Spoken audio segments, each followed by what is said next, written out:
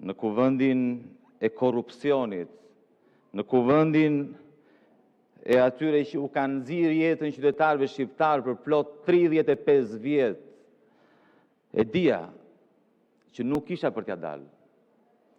Por të gjithë duhet të shikonin se çfarë bëni ju, se si trajtoni ju opozitarët, se si trajtoni ju deputetët e opozitës, se si bëni ju me rregulloren, me këtë institucion sikur ta kishit prom private. E trajtoni këtë parlament sikur është i juaj. Nuk mund të më lejoj mua, zoti kryetar, të isha në këtë kuvend javën e kaluar, sepse do vinte Edi Rama. Dhe Edi Rama nuk mund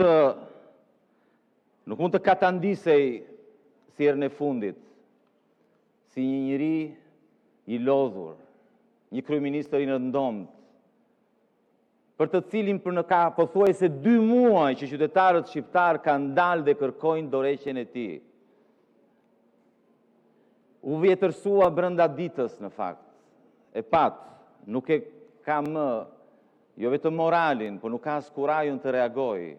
Nuk thot dot më, jo, s'është e vërtet, se jemi të korruptuar. Të përballet këtu me opozitën, mbledh grupin parlamentar. Mblidheni gjithë bashkë aty në mbledhje partie dhe kryeministri praktikisht ju flet juve. Nuk vinë më këtu në këtë parlament. Ky është skandali. U mbledh juve në mënyrë patetike, kokën poshtë, të gjithë aty, dhe çfarë bën në mënyrë të pafytyrë. Të pafytyrë tallet me një zonjë. Tallet me një zonjë, është zonjë. Me një zonjë të pamundur.